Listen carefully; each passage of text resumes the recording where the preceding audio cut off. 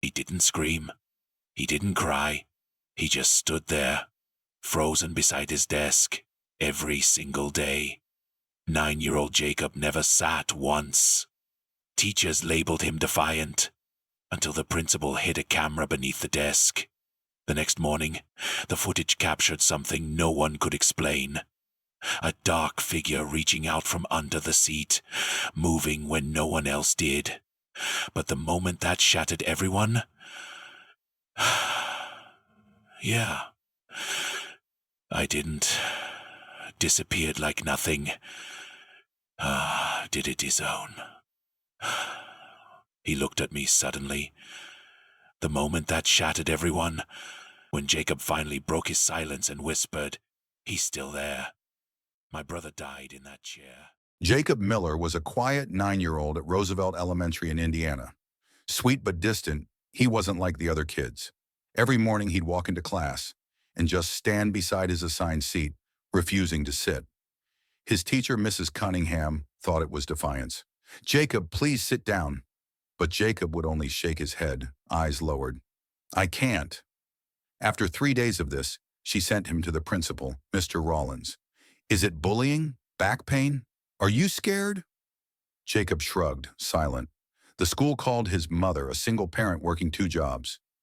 "He's been through a lot," she said quietly, "but he won't talk to me either." The school counselor tried to reach him. Nothing. So finally, Mr. Rollins did something no one expected. He installed a small hidden camera in the classroom to see what was really going on. Just one wide-angle view of Jacob's seat. The next morning, Jacob walked in. Again, he didn't sit.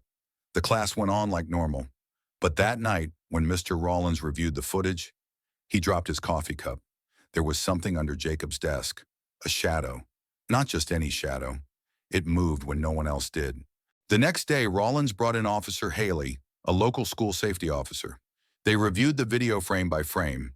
At exactly 8:42 a.m., while Jacob stood silently, a dark hand-like figure seemed to reach out from under the desk and vanish when anyone walked by. Officer Haley blinked. "That's not possible. No one was under that desk." They checked the desk itself. Hollow? Number-trapped floorboard? Number nothing. But Jacob's behavior stayed the same. Mrs. Cunningham finally asked him privately, "Jacob, are you seeing something under your desk?" Jacob's lip trembled. Then he whispered for the first time, "That's where he died." Everyone froze. "Who, Jacob?" "My brother," he said. That night, Jacob's mother came to school. Tears in her eyes, she revealed the truth. A year ago, Jacob's older brother, Tyler, had been in that very classroom. Same desk. One day, Tyler collapsed from a seizure no one knew he had. He hit his head and never woke up. The school had moved on, but Jacob hadn't. "I asked them not to put Jacob in that seat," his mother cried, "but they didn't listen." Jacob had been standing by that desk every day, not out of fear, but out of grief, waiting, hoping, feeling his brother's presence. The school was devastated, but the story wasn't over yet, because after the footage leaked, a national talk show picked it up, and the footage went viral, over 80 million views in 3 days. People didn't just want answers, they wanted justice. Parents began questioning how many children's traumas went unnoticed, how many silent battles were being fought right under teachers' noses. The school board held a public forum. Mr. Rollins, shaken and emotional, gave a public apology. But something even more surprising happened. Jacob spoke. He stood in front of hundreds of adults, holding his mom's hand, and said, "I wasn't scared of the desk. I just didn't want to forget him. He was my big brother, and he still helps me when I'm sad." The entire room went silent, then stood in applause. News anchors ran with it. Jacob's quiet bravery became a symbol.